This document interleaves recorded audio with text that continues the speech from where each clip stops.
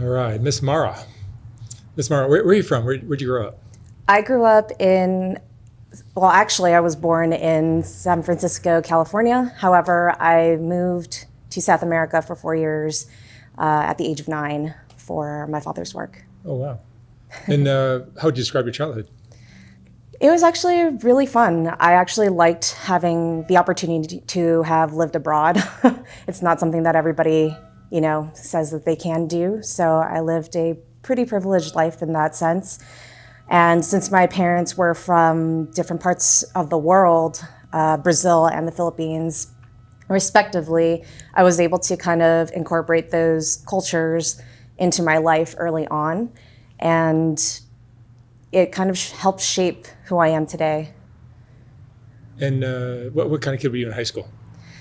High school was actually pretty boring for me. I went to Catholic school. So. Well, I guess what I'm asking is what kind of kid were you? Right. So because I went to Catholic school, everything was very, rudimentary, very academic, very follow the rules. We had a dress code. And because of all of those things, I was more of a rebellious child. That's kind of where my art kind of blossomed, was kind of the outlet, in a sense, to get rid of all of the structure and the rigidness in my life. Art was a way for me to just create anything that I wanted, and it was a way for me to escape. Do you see what you're doing as a dominatrix as an expression of your art? 100%. Not only that, but I've also created femdom art, which is female domination art, through the media of photography, self-portraits, and short films. And so I've found a way to kind of bridge everything together from all aspects of my life. So today you're a full-time dominatrix? Yes, that's correct. In Los Angeles? Yes. I'm based in Los Angeles, but I travel domestically. And then I also have traveled internationally and met other dominatrixes in other countries such as Greece, Sweden. I was supposed to go to the Middle East and the Philippines pre-pandemic. So yeah, tell me about your clientele. Is there a typical type of, is it always a gentleman? No, it's not actually. So for the most part, I get cis white Caucasian males who seek me out, probably particularly because I'm Asian, or I represent myself in a way that is very, open to everyone. I also have a variety of female subs and in between, so trans people who come to me as well, queer people, and I love it. It's really rewarding. What is the attraction or the inclination to be into this for your clients?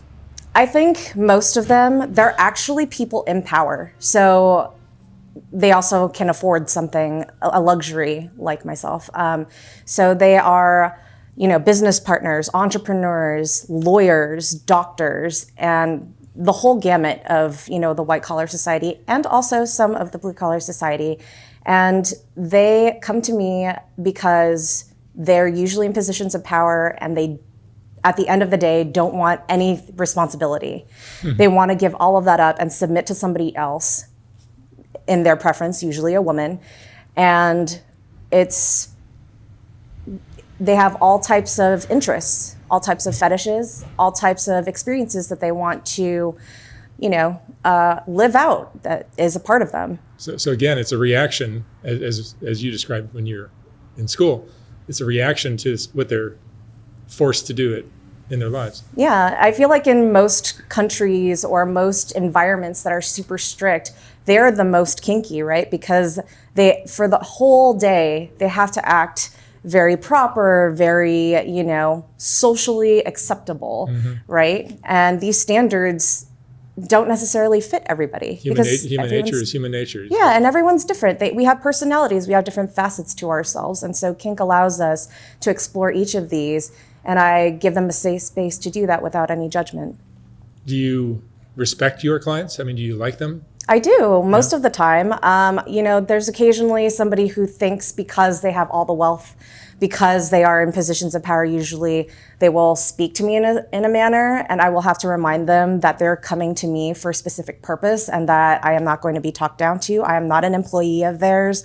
I have nothing to do with their personal life. They're coming to me as a professional, and this is how I am. So I have to kind of restate that for some people, and usually they apologize, and everything works out respectfully. So after. you're categorized as a sex worker, but is sex really a part of what you do? So for some people it is. For me personally, I've never had sex with any of my clientele. My subs and fetishists are just that. Like, there is a sexual part of what it is, because the definition of a fetish literally is being sexually aroused by a certain object or an act. So of course, like for me as a foot model, I've been a foot model for the last 7 years, and I actually won an award for my feet. So people are attracted to my feet, and shoes and legs, anything attached to it, but they're also attracted to the person that it's attached to. And so I play that up a lot, and that has nothing to do with me receiving penetration or oral in any way. It literally just has to do with my feet and my legs. Where do you think your interest in this lifestyle came from? So was it just the repression of your childhood? Actually, or is it something that's in Mara that's... I think it's a little bit of both. So growing up, I was always surrounded by people who were into sex, which is crazy because I just mentioned that, I don't have sex with my clients. But at the same time, when I was in preschool, I was already in school when I was 2 years old. And I remember this vividly because this girl named Angela, we had nap time. And she was the one who actually showed me how to play with myself because her 9-year-old brother told her how and that it would feel good. Well, at 2 years old, you don't know what the hell your genitals are. You don't know anything about sex. But I got caught. We both got caught by our headmistress, and she gave us a spanking with a wooden metric ruler. And I never got in trouble because I was a top student. So I never got put next to Angela again. And from then, I actually never saw her again. So I hope she's doing okay. But then, like, when I went into middle school and stuff like that, there were older boys who were interested in me, and there were rumors that, oh, so-and-so wants to have sex with you. And I was like, what does that even mean? Like, I don't know what that means. I'm like 7, And then when I got into high school, that was kind of a more rebellious stage. And then when I got into college, I was in New York. And New York is a strange place that brings a lot of characters together. But I was in a Halloween store, and my roommates and I were looking at a wall full of costumes. And this one guy comes out from behind a black curtain, hands us all a card, and then disappears. And I looked down and I was like, foot fetish party. And I turned to my roommates and I was like, I don't know what this is. And one of them did know, because she said that a classmate of hers would walk around in high heels on the weekend and she would get paid for that. And I was like, you can make money off of this? So that was the first spark of like monetization and stuff like that. That was different, in a sense of the way people would think using your body would be. How long have you been doing this? I've been a professional and lifestyle dom for over 8 years now. So it's been a journey. And how does it affect your love life? So I have a strict rule that anybody who is interested in me or who I'm interested in has to know from the beginning, this is what I do, and has to be okay with it. And they can't pretend to be okay with it in the beginning, like, oh yeah, I'll get over it. Oh yeah, I'll try to change her. Oh yeah, I'll try to save her from this profession. This is something that I choose myself to do. And this is something that I won't stop doing until I physically can't anymore. So, and you're not getting naked or having sex with your clients.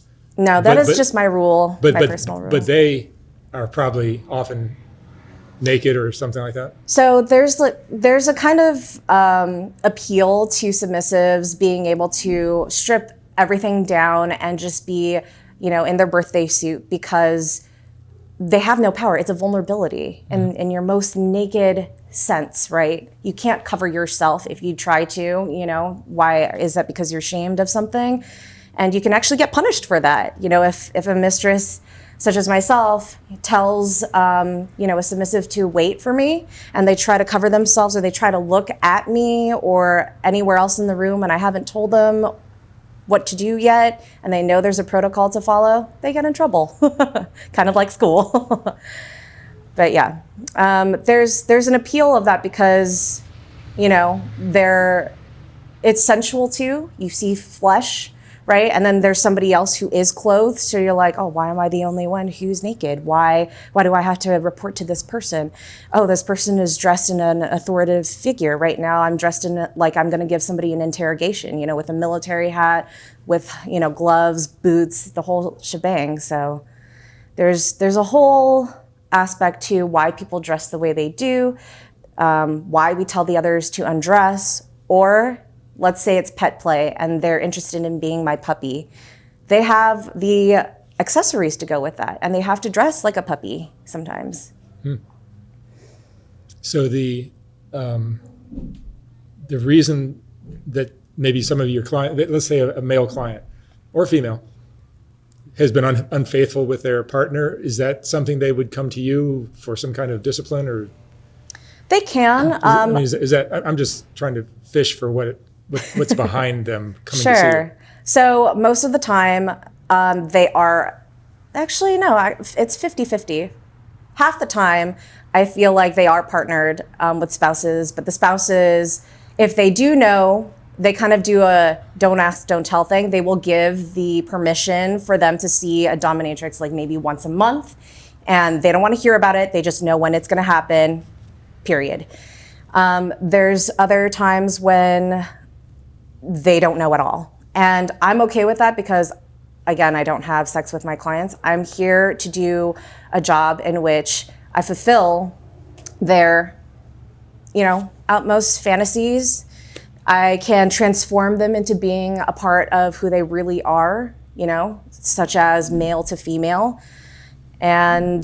Or I can just, have a fun day role playing in scenarios like teacher, boss, executive of a big company, tax advisor, nurse, doctor, all these other things. Sometimes it's in the person's profession, sometimes it's not. But it's how I see it, it's play. It's literally playtime for adults. It seems like you're getting a glimpse of the person's real nature. Yes. And they don't show all their friends and family. Yeah, because sometimes they can't, and they get shamed. They're scared they might get shamed for it. They're scared that their spouse might leave them for it, and all that judgment. It's very easy to just say, well, in order to not have to go through that, I'm just going to see my dom in secret. How often do they come? Typically. Yeah, pre-pandemic, it was probably anywhere from every month to every few months. Some people, sometimes twice a month, depending on their budget. I have clients who fly in to Los Angeles if I'm not touring their city to see me specifically, or who will actually fly me out to their city and put me up in their hotel, or if I've seen them enough, in a guest bedroom of their apartment or, house. So it really depends on the person. Yeah. What has doing this taught you about human nature? A lot. I've never taken any psychology class, but this is literally all about psychology. And I feel that the mind is what makes people tick. Like, that's where fetishes come from, because you see something and you think about it and how it arouses you, and you're just like, whoa. Like, it's so, and they're so specific too. It's very niche. It's not like, it's not just feet sometimes. It's the toes, how they spread. It's the ball of the foot.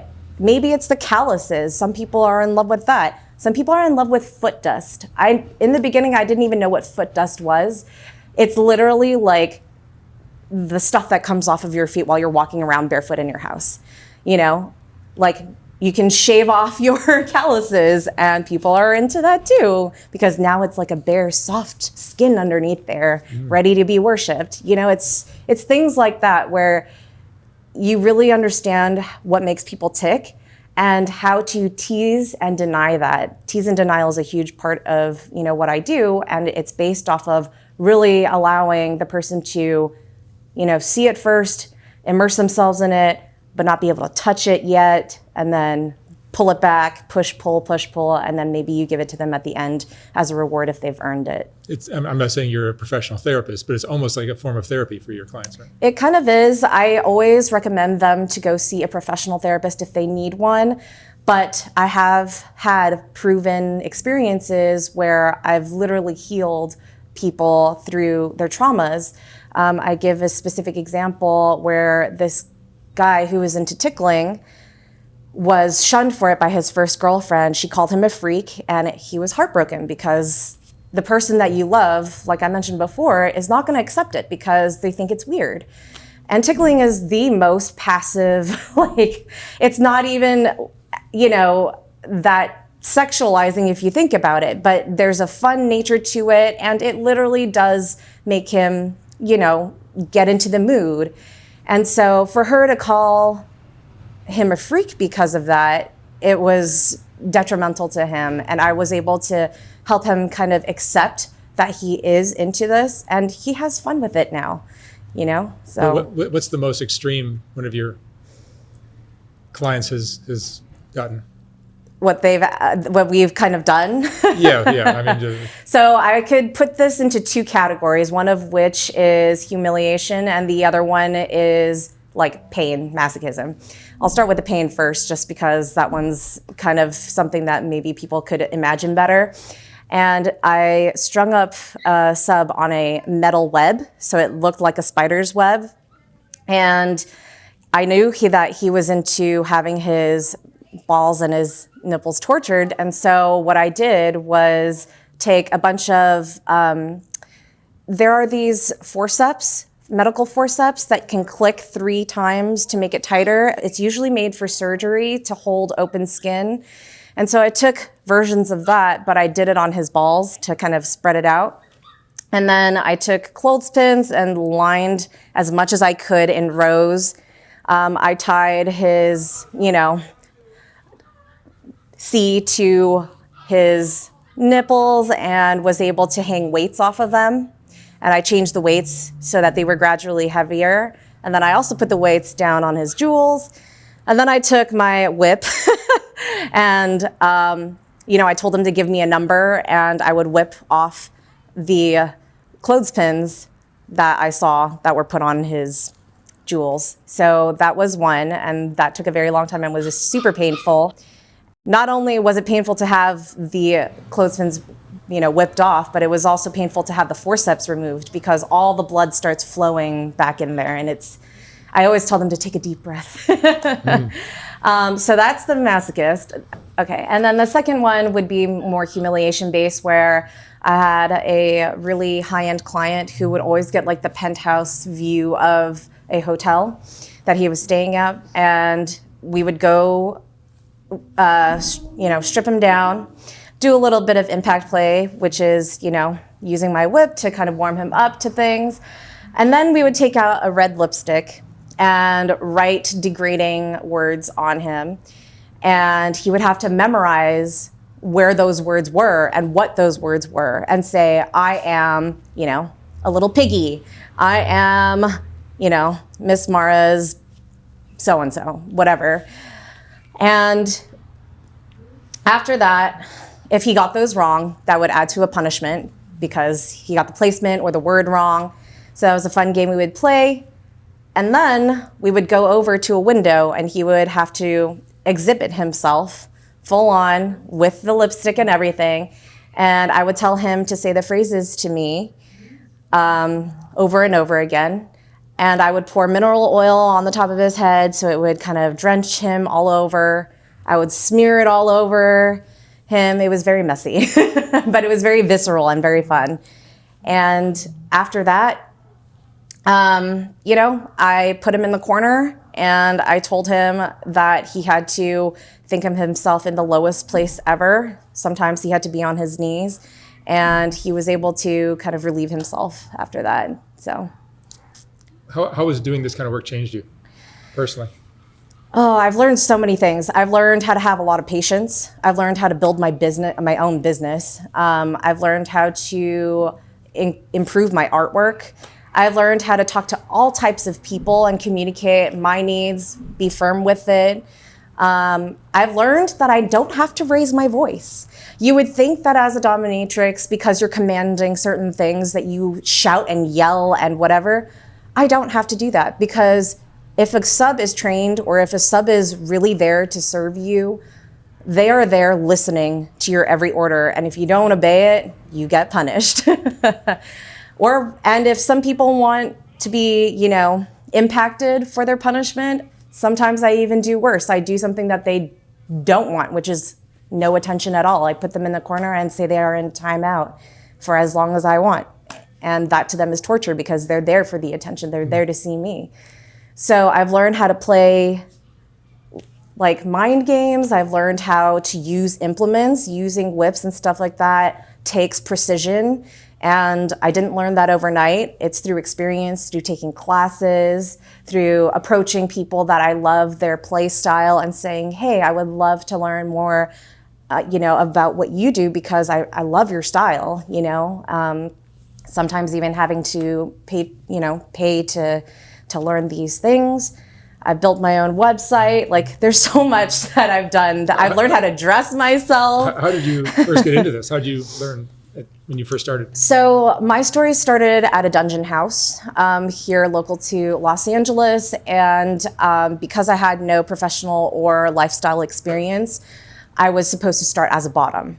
And that was fine with me, because, I was like, I don't know how these toys feel. I don't know how to use any of them. I don't know what goes on in a real session. I only know what I've seen on television, or books for that matter, because media hadn't portrayed all of this stuff so mainstream yet. And so I was entered as a bottom. 6 months later, I became a switch, which means you do both, top and bottoming. And I was a natural at it. Like, I stayed there for maybe 3 years until I became independent, and have been independent since. What comments would you share with a woman who is just in a straight relationship, nothing like what you're involved in? Because I think what you're doing somehow, bleeds into conventional relationships. There's probably things that you've learned that a woman in a relationship would possibly be able to use, right? Yeah, I feel like as a woman, we have so much power. We don't even realize it, because in this patriarchal society, everything has been catered towards men, founding fathers, and then just like wages. I've worked in the corporate world before, 9 to 5 for billion-dollar corporations, and did not get paid as much as men. And I knew that, because we would have conversations about it. And now I feel like I know my value, I know my worth, and I really love who I am. And because I am this balanced, stable person, I feel like you can harness that, because you're so in tune with your soul, and just bring that out and be able to communicate your needs and your fears, and be vulnerable with your partner the same way you would be vulnerable to a dom. A dom also is vulnerable to her subs, because she's allowing them to be in her presence and then creating this space for them. It's not just this harshness that you see, on TV or, videos. There's a sensuality to it, and there's a finesse to how some of us play. And the softness is just as strong, if not stronger, than the harshness that we, emanate. And so in relationships, I feel like really harness that womanhood that you have. And, if there's anything that ever makes you uncomfortable, honestly, men too, because men don't have the ability to be this vulnerable as well with their partners, because they always feel like they have to be the strong one, Just be kind to each other, be honest. Honesty is key. I don't know how much I can stress that to somebody, and make sure that everybody's on the same page before any action is done. That's kind of the best things that I can say. Those are great. So you mentioned earlier that you do your art kind of works into this lifestyle of yours. Tell me how that works for you. Yeah, so art not only lets me express my, deepest desires, because the reason why I started making the art, my femdom art, is because there were times when things happened in a session that were perfect for that session, but I was like, oh man, what if it went like this? And the director part of my head just started creating these scenarios. And I was like, oh, what if I just made that as a photograph, shoot what I wanted, composite it, because I have all those skills to do that, and just that is my art piece, and I will name it and title it appropriately, whatever. Well, the first one that I ever did in that nature was called Spring Nymphs. It's not explicit at all. It's actually just me with the same girl, but twice as twins, in kind of a Grecian New Age portrait of spring, and that got featured for LGBTQ plus Heritage Month in Hollywood. It got selected, and I was so surprised because I was like, wow, they really see value in what I was creating. Technically it was good enough to be in a gallery, and second, they wanted 6 of them, 6 of my photos. And so that kind of really opened the door for me to keep producing more. And over time, I got accepted to downtown LA, a showing for artists who created for trauma, which was great because that kind of coincided with what I was doing. And then I also got accepted to a show in Malmo, Sweden. And it just worked out that I was going to be in Europe at the time, so I was able to go there.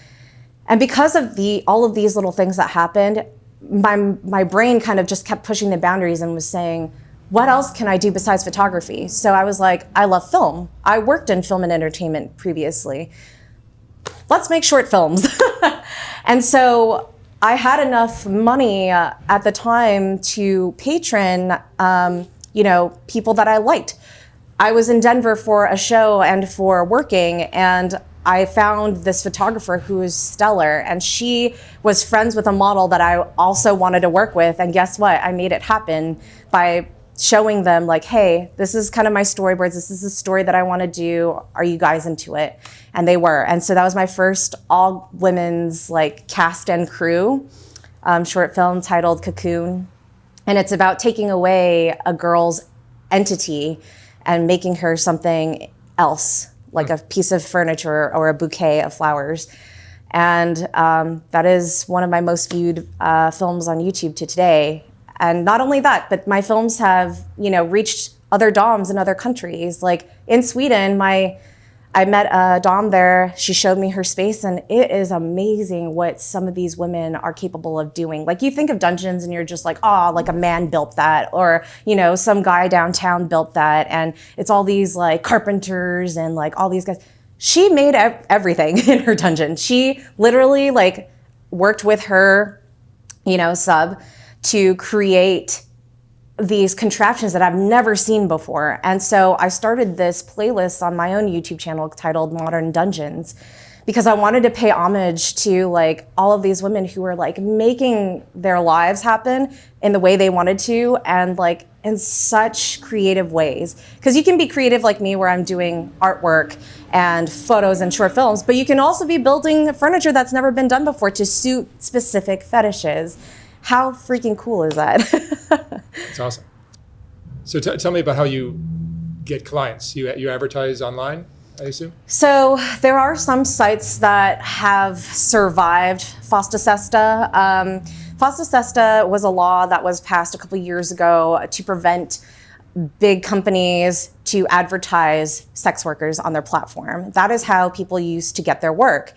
And some people even posted on Craigslist in the personal section, and all of that is gone now. So it's been really challenging for people, even me, who has been doing this for years, 5 years independently. That law was passed when I was becoming independent. And so for me, trying to push my website out and having other people find out who I am has been, pretty big of a struggle. because not only can I not post on these websites that used to have rapport, some of these websites have relocated to like Switzerland or something to be able to avoid these laws, but it's still really a shot in the dark kind of thing. And then on those platforms, you still have rules that you have to follow. And so it's very hard. Social media has been booming for the last 5 to 10 years. So a lot of people started trying to put their information on there. But again, because it's not even sexual sometimes, but because it's a woman in power, sometimes it's a person of color in power, and it has to do with, sex or taboo, we are restricted. I had my Instagram taken down twice, and that almost broke me because I am literally the artist behind all of my images. And for them to take it down without warning, just like that, after 2 to 3 years of posting every single day, who's gonna see my work, unless they go to my website, and they have to find my website first. And then I expanded to YouTube because I wanted to do short films, and I actually created that in 2017 to answer questions that I kept on getting, a lot of the time, and to save my time and to get other people to know me better as a person. That's kind of how that started. But from there, my YouTube has exploded into other different, playlists and stuff like that. But even my DIYs, which are harmless, it's like how to do something yourself. Those have been restricted. Having guests on my channel have been restricted, either because of the, topics and such. I don't necessarily curse, and so that's not an issue, but it's just a subject matter that is not available for monetization. I also ended up being demonetized on my YouTube channel, so it's been a really rough journey for me in the sense where I've had to constantly try to work around or work with systems that are producing these laws, and it's an ongoing fight, but I really give power to those who are like me and who try to get our message out there that kink is not a scary place. It's not necessary. I don't have to be in a dungeon to play. It can be anywhere. It's more about the connection that you make with people, the intimacy that you give people, the availability of, letting them become whoever they want to be and not judging them for it and encouraging it and growing with them with it. That really makes me keep going. Excellent. All right, Miss Mara, thank you so much Thank you for having me. coming in and sharing your story. Thank you. Thank you very much.